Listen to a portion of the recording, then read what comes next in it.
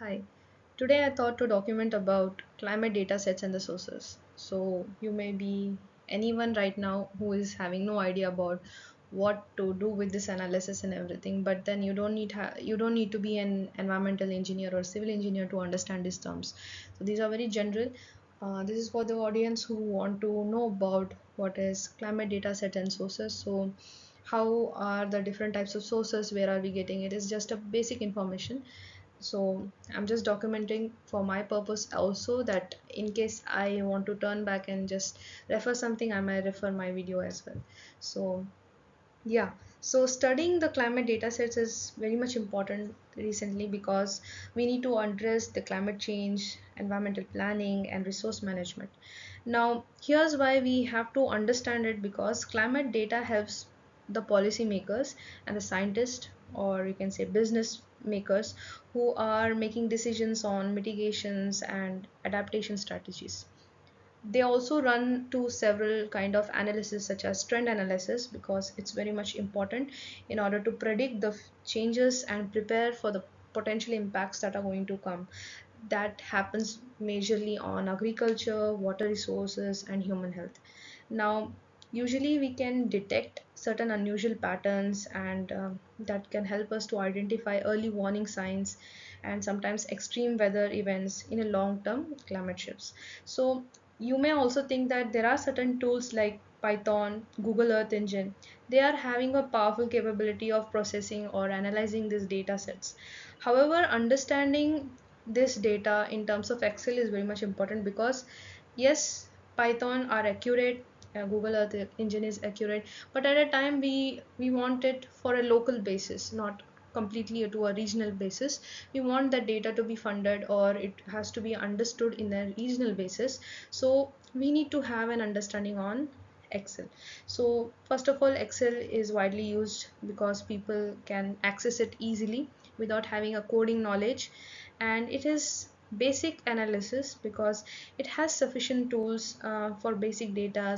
Now it has become even pro, because now you can have Marcos inside it, and basic data analysis, visualizations, and reporting. Now also this is very proficient for the users to integrate or collaborate with tools and softwares. Now we can use all even Python inside Excel in order to make it more feasible for a data analysis workflow.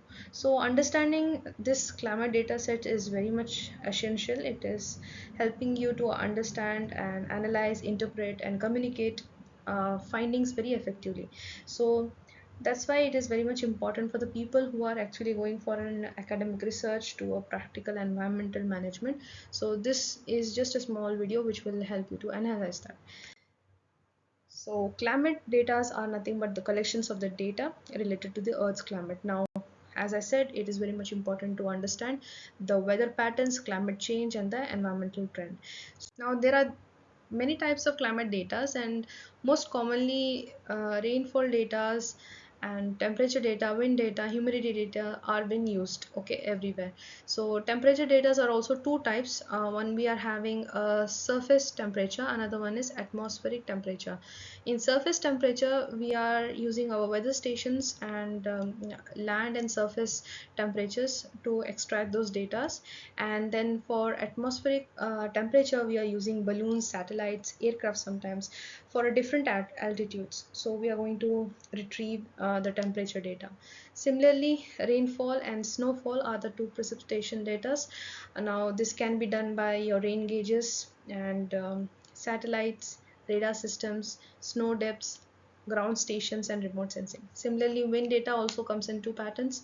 One is wind speed and wind direction. So they are having satellitic instruments and anemometers. Humidity data also is one of the most important constraints. We are also having pressure. We are having oceanographic, cryospheres, historic climate data, greenhouse gas data, and so many other things. So all this comprises your climate data. The sources of this climate data can be obtained by our ground-based stations, satellite.